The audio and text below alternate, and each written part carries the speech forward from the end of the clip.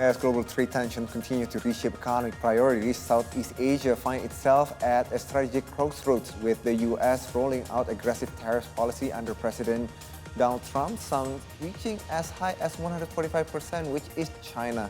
Regional economies are recalibrating their trade strategies. To delve more about the shift, joining us today is Professor Lawrence Loh Online, Director of the Center for Governance and Sustainability at NUS Business School. Professor Loh, thank you so much for joining us here on See Today. Hello, I'm happy to be here from another Southeast Asian country, Singapore. All right, so my first question will be, which Southeast Asian country depend the most on the U.S. trade? Oh yes, I think if you look at it more from a trade balance, I think it's one factor of dependency. Maybe ASEAN as a whole actually has the overall surplus with the US. In other words, US has a deficit. In other words, ASEAN export more to the US than the US export to ASEAN. But in terms of individual countries, the top 4 countries that US has a deficit with are number 1, Vietnam, number 2, Thailand, number 3, Malaysia, and number 4, and I have to mention, Indonesia. Oh, interesting. I thought Philippines and Singapore will be on that list. Now, again, I've seen the numbers. It looks like China's still on the most of the trade that happened with the U.S. and then followed by European nation. And then, as you mentioned, ASEAN is actually one of the biggest one overall to trade to do trade with the U.S. Now, what are some strategies that these countries have taken to handle the tariffs that about to be implemented? I mean, right now we're looking at the basis tariff of 10%, but it looks like we still have 90 days to look at, like for Indonesia, for example, we're looking at 32%. Some countries 46, some countries at 34. So what strategy has been taken so far? Yes, I think I have to start to say that first of all, ASEAN does not have a free trade agreement with US as a whole.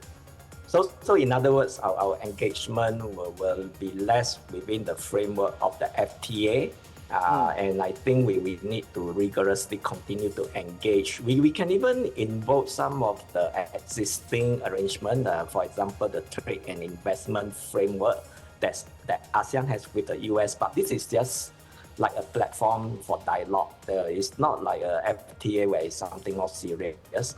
But I think going forward, we should continue to, if possible, do multilateral negotiation, ASEAN versus US. But I think the US probably want to do things more bilateral. And I think in terms of the strategies that ASEAN countries, including Indonesia, have to adopt, we have to be rational, non-confrontational, non-retaliatory. Because sometimes if we retaliate too much, we actually have self-inflicted wounds as well. So I think going forward, we will continue to be very purposeful and very progressive.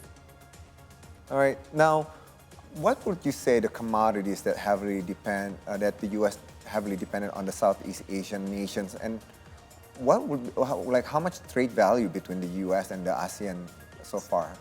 Yes, I think that there will be 3 important sectors or arenas.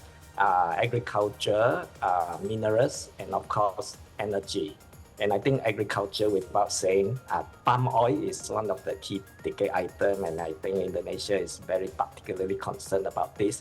Of course, there are other commodities in the agriculture side like rubber, rice, spice, and of course coffee.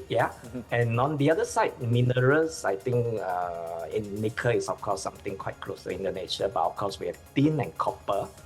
And of course, generally the oil and gas, the energy, fossil fuel is something which certain countries in the Southeast Asian region will continue to be able to provide. So these are a broad range of commodities. So in other words, what is hitting Southeast Asian country is actually very far-fetching. It's not just specific items. All right, so you mentioned earlier we need to be careful, so we want to self-inflict ourselves, but at the same time, we're looking at the U.S. right now, and it has the potential to backfire on domestic situation in the U.S. itself as it raises production costs. For example, the auto industry right now also warned a price hikes of about 40%. So what's your view on this? Will there be a similar effect on other domestic industry? I mean, we've seen the price of eggs, if I'm not mistaken, on their CPI report, it actually went higher than what they expected. So what we're looking at? Yes, yes. I think if you look at just from the US side for now, it's actually a lot of, I would say, self effects. First on the businesses, second on the consumer. From the business side, of course, production costs will go up because what you export commodities, materials will go up and they will become less competitive. And I think it really affects many sectors across the board, from agriculture to manufacturing, from technology to construction. But more importantly, I think it's something that's even more worrisome. I hope the US leadership will take care of are the consumers. The consumers are the one in the US that will bear the full brunt. And this is something eventually it will lead to import push inflation. Of course, the figures are not coming up yet, but if the full force are out now, in no time, very, very shortly, this import-induced inflation will take place. Yeah. Now, what would be the lessons any of these Asian nations can learn from this period of tariff tension? Especially we have 90 days, so maybe like something. And is there like a period in time where we can reflect on this crisis? Like, is there something where it happened and we can try to mitigate this situation right now? No, I think it is something so fluid, so flexible, so unimaginable, unpredictable. But I think ASEAN as a whole, there are certain fundamentals we can do. Of course, very, very importantly, we should continue to focus on ASEAN unity. I think it's very important. We actually cement or augment our intra-ASEAN trade relationship.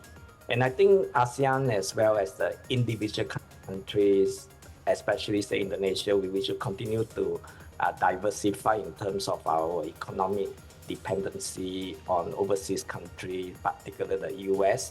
And I think more importantly now, for ASEAN as a whole, I think we have to learn some very good lessons about value chain management.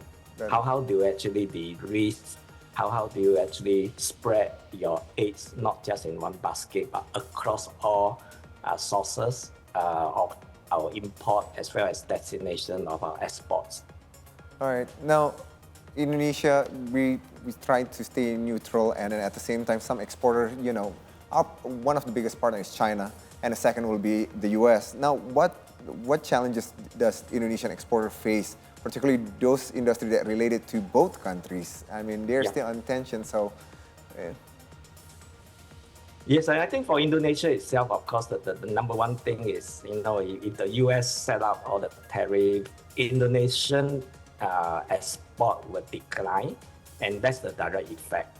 And more importantly, the indirect effect, other countries will be affected by tariff, and if Indonesia or other Southeast Asian countries supply to other countries that actually export to the US. So in other words, there's actually a multifaceted interlinked effects, and there's a lot of dependency across the global supply chain. So in other words, what we actually need to do is to manage two set of impact. But I think more fundamentally, there's one other impact, which is the fluctuation in the currency. And right now, among many factors, for Indonesia in particular, the rupiah has been depreciating, declining in value versus the US dollar. And I think the tariff will add pressure to further depreciation because confidence in the Indonesian economy might be less, and less people will demand Indonesian rupiah. This will drive down the prices. All right, so how important do you see the diversification of trade partnership in today's geopolitical climate? Yeah, that definitely, I think trade will have to be diversified. And if I will bring in something, maybe in ASEAN, for the countries within ASEAN, including Indonesia or even Singapore, we should do something called friendshoring. We have nearshoring, but we have friendshoring. You do trade more with people who are like-minded, your friends. And I think obviously going forward, I think this whole Liberation Day episode, give us a very good lesson on dependency. I think we in ASEAN, we should be more self-reliant. And I have to quote an Asian saying, maybe a Chinese saying, sometimes a close neighbor is better than a distant relative. I like that. Now, one thing for sure, whatever the outcome from this tariff is, we've seen how powerful the U.S. is, and Trump has already shown their powers. People are going everywhere about how to mitigate these problems. Now, how is global trade evolving post-Trump, and how can ASEAN nations remain competitive? Yes, I think if you look at the global trade arena, the rule-based system has broken down. Forget about multilateral trade cooperation. I think we really have to fight against fragmentation. And I think if you look at the US strategy now, is they actually want to divide and conquer. And I think all the more the world, I would say the world minus one, the world minus one is the big one, the USA. I think we should actually unite, build strength, reduce vulnerability. And I think even the rest of the world are diverse. To quote the Indonesian phrase, we can be united when we are diverse. So unity through diversity. That's very nice. Before I let you go, one more question. I was just wondering. One might wonder, like you mentioned, the whole world minus one, but why it looks like every country is still dependent so much in the U.S. market at the moment? I think without doubt, the US has been and will be for some years the world's largest economy. They are also a very, very big consumer market. They are also a source of investment. So US is not something where we can deny. And if you look at all the trade tension now, it's actually only half the stories. All the trade tariff, everything, trade balances, is only about the goods. We are only about the goods. We have not even factored in the services. If you look at the impact and the influence of the US in terms of professional services, financial services, it is actually very humongous. So the US is an 800-pound gorilla we have to deal with, and we cannot ignore. All right. Well, thank you so much, Professor Loh, on that. Again, that was Professor Loh from NUS Business.